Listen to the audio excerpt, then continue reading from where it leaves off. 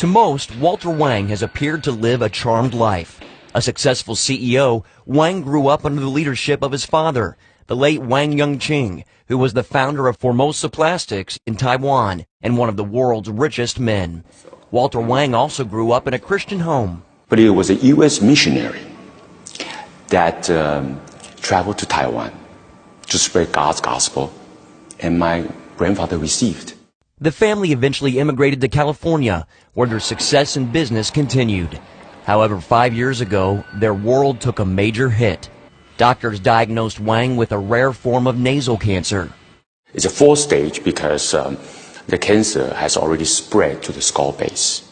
He underwent hours of chemotherapy and radiation treatment, but it was after advice from a Christian friend and an encounter with the Holy Spirit that true healing began to take place.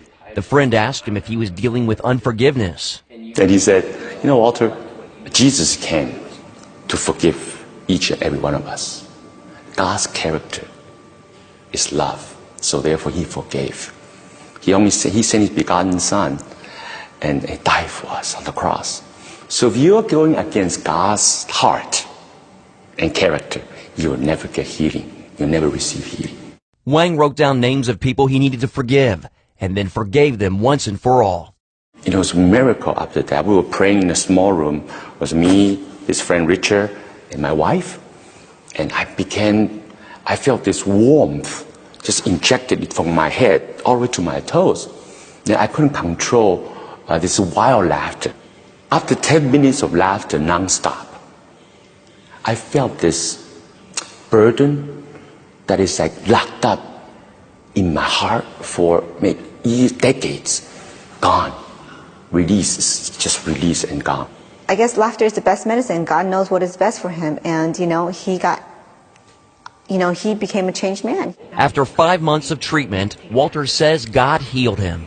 God allowed me to go through this trial and tribulation because he has a bigger calling for me.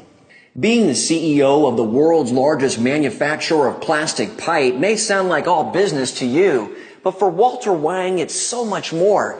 In fact, he says his work is a divine calling.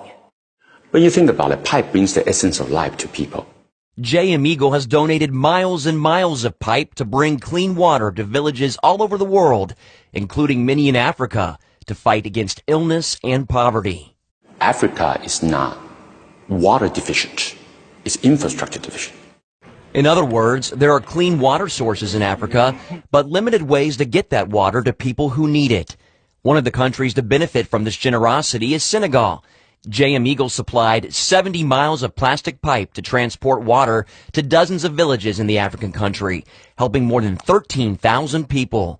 Hundreds of public water taps are now available to villagers, eliminating the need for women and children to walk for hours to a contaminated water source.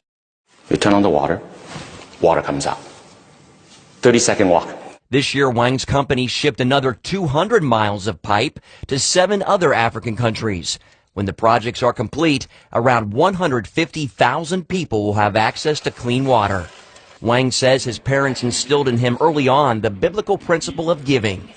Always do good for others, and that good ultimately will come back to yourself. As his company continues to grow, Wang believes God has placed him in his leadership position to not just pipe in physical water to people.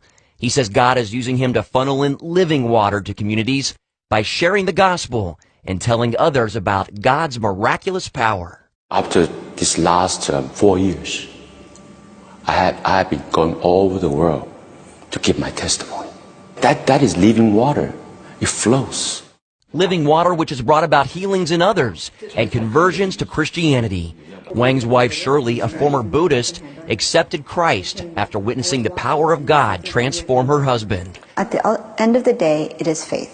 It is the faith to carry on, and it's faith that Walter will get healed, faith that I walk out that door and I won't get hit by a bus, faith that, things will be well. Like Jesus said in John 10:10, the cup overflows. I think God's gift for us, that cup, that gifts will overflow every day. So we just have to know how to find it. Mark Martin, CBN News, Los Angeles.